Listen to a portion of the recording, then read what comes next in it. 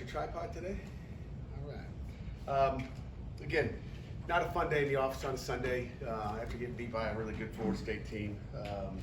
But you know, one thing I look at the tape, and I thought this after the game, and you feel better, is just the effort that our kids played with. I mean, I think they played with a lot of passion, a lot of effort. And you kind of go back and watch just the way they play, how hard they play. Now, did we do everything right? Not as coaches or players, but they played hard. I don't think there was not one loaf on special teams, and we were at 98% effort on both offense and defense. 97.9, I believe, to be exact. Just not many loaves. I mean, the kids are playing their tails off. I think we had 32 guys with over 18-mile-an-hour GPSs, so it tells you we had 28 the week before. 28 was pretty good. So not that the speed will tell you what's going on in the game, but as always, there's things that we need to fix, and we're continually trying to fix them and plug in the holes. It's a team loss. It's everybody. It starts with me. As I tell you every week, you're probably sick of hearing it, but that's what it does. I look at one of the critical errors I made late in the game, and I shouldn't say late in the game, but maybe in the third quarter, fourth quarter, just to give you an example of things that you want to always save your timeouts in a close game. It was a close game at the time, and you want to save those timeouts, and it was stupid where I saved the timeout and I could have called on the one touchdown they passed. They threw the tight end. They had last me kind of late, they knew what it was, and they didn't see our guys covered properly because it was a trick play. We call it a fight song play, where the tight end is lined up as an offensive tackle. I don't know if you guys saw it, didn't even notice it, but they kind of knew it, and I was like, I didn't know why they wanted a timeout. I'm like, we can't just use timeouts for defense to get lined up, but it ends up being a touchdown. So regret, I should have called a timeout there. So, but there's those things, all over the place, coaching wise, and it really, gets you when it's a good football team. I think, offensively they did a great job, with some of their unbalanced stuffs and the motions and some of the things they did to get what they wanted. Our defense coach did a good job adjusting as the game went on, but it's just like you're one step behind someone that's doing something you've never seen them do before on tape. But as I told our guys, it's a game of inches. Okay, and we talked about last week, like we got to win the inches, and it is a game of inches. And you just look, we watched special teams in here last night, and you watch, Biles got his hand on another punt, right? I mean, official gives you one of those, but he gets a little bit more of an inch on that ball. It's a block in the end zone, and maybe 6 points, okay, 7 points. They muff a punt. We're running down on a punt. We got great coverage. Gady makes a big hit. Ball comes out, but the ball happens to just roll right out of bounds, right on the sideline. Can't the ball bounce into the middle of the field so we can get it? But then you look at the offense side of the ball. When we do fumble, we don't fumble out of bounds. We fumble inbounds so they can recover it twice. So there's just little things like that. And then the big run in the second half, and we gave up just 2 big plays in the second half. You look at defensively, played pretty unbelievable first half, and then the second half was pretty good except for 2 plays. That one I should have called a timeout and bagged the timeout, and one big run where we just lose a gap. And there's 77 plays where you try not to lose a gap, and we did a pretty solid job versus the run except for that one big run. And but it cost you, and that's why it takes 11 guys, and someone hopefully would have been able to cover it, but we just didn't get it done. So with that, we're moving on to New York City and in Yankee Stadium in Syracuse, which is always a close game. And Dino Babers, a good friend of mine that we always look forward to playing each other. Again, good football team. They start off 4-0, and they've had a string of losses here, in the ACC, and it's not easy. So it'll be a battle, period. I mean, it'll be a battle. I think it'll be a heck of a game in New York City. So questions? And what's holding back the offense, and what are some of the all-encompassing things you're worried about? I don't know. I don't know where my juice went though, EJ. EJ stole it. It's a little bit of everything. There's times we spent 3 hours watching the tape yesterday with the offense and just looking at little detail things. But it's the details. It's some young guys. I mean, I think again, we talk about just it's a little bit of everything. I mean, there's things we can do better coaching-wise, and there's things we can do better.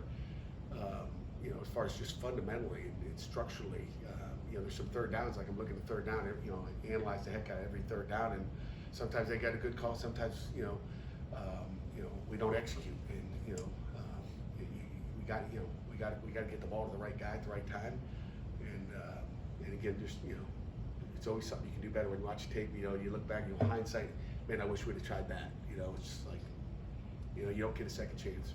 How did you feel Christian dealt with pressure, especially on third downs? There were some times that there was a free rusher coming through, other times guys like Burst just won their matchups. How did you see him handle that as far as what you wanted to do? I don't know what you want me to tell you, Chris.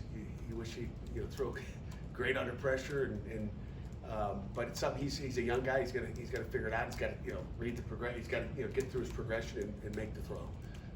But I would say third down was probably no different than first or second down. We just got to get the ball to the right guy and look to the right side, know where you're going. And I think it's just being young.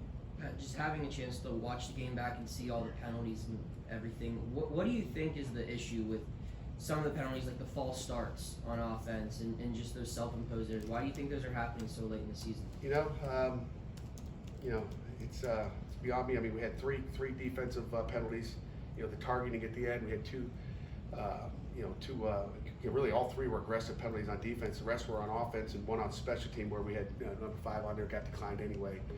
A late adjustment to putting a guy in the field, so I don't even count that one. But we have a delay game early, substitution error on the sideline where we're just trying to get it's a delay game, but get the guy not hearing it and him getting out of the sideline late. So it's making sure those guys are right behind you when you call that personnel grouping they're in.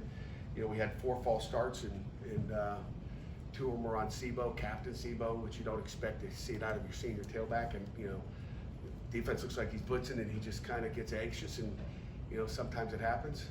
You hope it doesn't happen ever, and you especially don't want it to happen in a big game. You wish those kinks would be out early.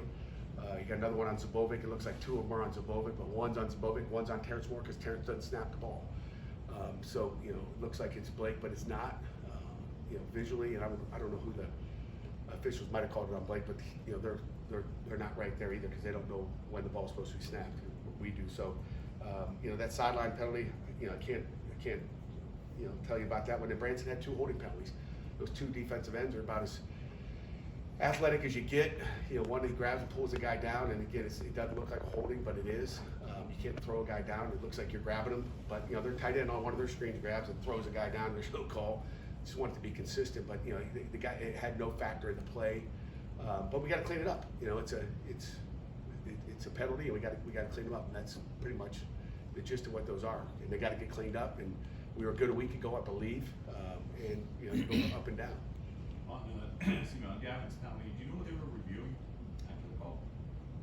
I don't know. I have no idea. I have no idea. To talk more about third down, just looking at the last couple of weeks, it's obviously been rough. Do you feel like as a staff you guys are putting your guys in the best situation possible on third down? We never do. That's why I say it's coaches and players. I mean, obviously, if we're not converting on third down, we're not putting them in position. And again, whether it's making us think too much and the quarterback's got too many options, whatever it is, we got to do a better job as coaches. And then they got to do a better job executing. It's a team deal. And again, it's coaches and players, just like everything is. So yeah, we got to do a better job putting in position. Rodney took the majority of the carries on Saturday. What did you like the way of his play? Rodney was running. I mean, it's just kind of one of those things. Like I said, we got 2 starting tailbacks. That's why they both get announced. And love Rodney, love Sebo, and it's kind of Rodney was hitting it hard, and not that Sebo wasn't. It was just we felt good with Sebo. We ran with it. Another big game for Bob. I mean, just really over the last 5 games, he gets 4 touchdowns. It seems to be productive. Is he getting more consistent though, or do you feel like there's still plays that he's kind of leaving out there? No, I think Bub is being real consistent. I really do. He may start off a little bit inconsistent in the season, but he's been pretty detailed. He's catching the ball well. You wish he would have finished that last one. Who knows? Maybe he had another touchdown in that last drive. He can't score when you don't have the ball. But I think there's 3:50 to go in the game,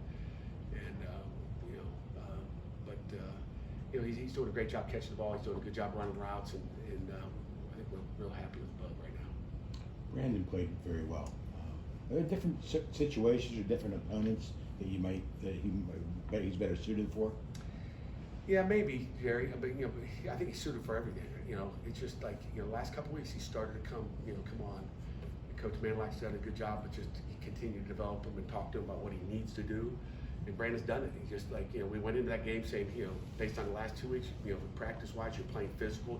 he's just getting downhill. He's not thinking too much. I think he's thinking too much sometimes, so we've gotten the thinking out of it. He started to use his physical ability more than, we're not worried about his mind right now. Like, read your keys, it ain't that hard. Get downhill, smack someone in the mouth. That's what we want to do, and that's what he's been doing. And it's, I think he's, with his 10 tackles and 2.5 TFLs and all that stuff, I think it's starting to pay off for him where he's going, hey, it's working, just play football, it ain't that hard. Pat, have you seen the progression of your safeties? You got guys coming in the season looking for new blood there with the guys you sent to the NFL. Have you seen that grow this year? Yeah, I think little by little we're gaining experience back there, playing more and more guys. You saw Cruz back there. I think I told you he was going to get in the game. And Steph Hall's gotten in and got some valuable reps as well. So it's good to see those guys grow. I think it helps them during the week practice-wise because they got some. Then they go out and they're a little bit more bright-eyed and ready to practice and be ready for the next week. But I think when you look at Donovan, PJ, and Javon, the three guys that are playing a ton of football back there. I think they've little by little gotten better. I know Donovan, kicks himself in the head with a couple missed tackles at 1 on 84 over the middle, and he's been our best, most consistent tackler. So you don't see that very often. He's got to take one more step a few times and come across the thigh boards, even in an early tackle. So he had a couple missed tackles, which is uncharacteristic of him. But I think overall, little by little to get better. I'd like to see, Javon have a couple interceptions. I think he's had an opportunity for at least 3 interceptions. So that's the, game of inches. There's another inch. That you could change the game with a pick right there at the 50-yard line, whatever it was. But we got to take advantage of that. Ryland Gandy played. Really the last 2 weeks, he played a decent amount of snaps late in the game. Will you try and keep doing that over the next 3 weeks, getting more? Yeah, we will. First of all, he's done one unbelievable job on special teams. You saw the big hit. The things that people don't notice is, sometimes him running down on punt team. And the other thing they don't notice is what he's doing to their gunners on our Rangers unit, our punt block team, whatever you want to call it. Nobody shut down their gunners all year, okay, of running down the field. No one touched them. They just kind of ran by whoever's out there covering them every snap. And if you go back and watch the videotape, and you talk about effort, he's wiring them up at the line of scrimmage. It's like, whoa. They couldn't. No one blocked him all year, and he did. And obviously that was pointed out last night, in front of the entire team on, how he's playing.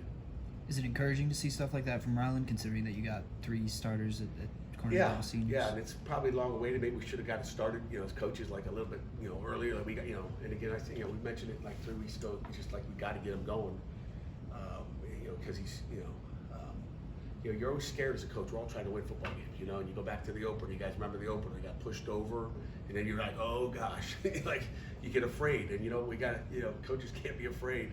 He's a really good player. He's athletic. He's tough. He's reliable. I love Ryland Gandy, and he's just going to continue to get better. I think as the more we get to play him. You find a way to get a lot of young guys in the game at a lot of different positions. You gonna try and maybe get Nate into the game a little bit at quarterback for the next 2 games? I don't know. Haven't thought about it. Good question for Coach Sigday. Freeman? Coach, you've obviously been at Yankee Stadium before back in 2016 with Pinstripe Bowl. What are the logistics and difficulties or maybe the interesting positives about coaching in a baseball stadium? I think they've measured properly. It's a 100-yard field, and some of the end zones get a little tight if you're throwing a 7 right into the pylon. But I don't know if it'll be a big difference. It's a historic site. It's Yankee Stadium. It's in the middle of Brooklyn, I think, right? It's Brooklyn. Bronx. The Bronx. Sorry, the Bronx. I don't know how many times I've been there. A dozen times. You think I know where the heck it is? In the Bronx, I know how to drive there. It's a great place to play. We're excited to go. Does it change your guys' preparation process at all, being an in-season neutral site game? You never really done that before since you came. No, it really doesn't. It's their home game, so we'll wear the white jerseys, and there's nothing really changes there. Do you think just playing in an atmosphere like this gives the guys a little bit of extra juice? Do you think they appreciate the opportunity to play at Yankee Stadium? I think anybody from New York will appreciate it. I think baseball fans will appreciate it. I don't know if guys that don't watch baseball really appreciate it. I don't know. I know my mom loves the Yankees, so I'm kind of excited to go back for her. Are you a baseball fan? Not really. Okay. But I mean, kind of different environment, a different type of environment, though. Just by the sake of being different, create a different kind of energy or different kind of jump for the team. I hope they have energy because they get to play another Saturday. You know, if we need a new environment to play good, Chris, then we got problems. How about one or two more? You and Chris? Pat, You just- stuttered around, Jerry? Yeah, Chris has a better question than me anyway. He didn't have a real question, did he? Yeah, I did, actually. But we kind of talked about this last week with practices, but what have you seen from guys coming in the film room, coming in talking, you know, you guys are 2-7, it's, you know, it's now a losing season, you guys can't get to the 500 mark, but what have you seen from your guys coming in, staying focused, and maybe some of the leaders trying to say, hey, we gotta finish strong this year? You know, I hope they're doing that in the locker room, but like when you walk through these meeting rooms, we walk down the back, I was in the defensive staff meeting, I walked out and I hear all this noise next door, the O-line's in there watching tape together, all, you know, the D-line's over here watching tape, I didn't hit every room, some guys are studying down these other hallways, but, you know, they all have their times that they come in, whether it's before brunch or after brunch or in the afternoon, depending on classes that they get in and watch tape, so, you know, nothing will change there. Our guys are gonna continue to compete and, try to win a football game. Jerry, go ahead. You can conclude the session now. I was just gonna make if Connor and Peterman don't get hurt, you win the last time in Yankee Stadium, right? You know, I don't know. I don't have a magic, you know, crystal ball. I mean, I would hope so, but like, I don't know. You know, I can't say that they won. So, you would hope if Peterman played and James played, it would have been nice. That's a long time ago, Jerry. 8 years. 7 years. 16. Anything else? It was 15. Or 16. It was 16, that's right. Nothing Coach, else? thank you very All right, much. guys.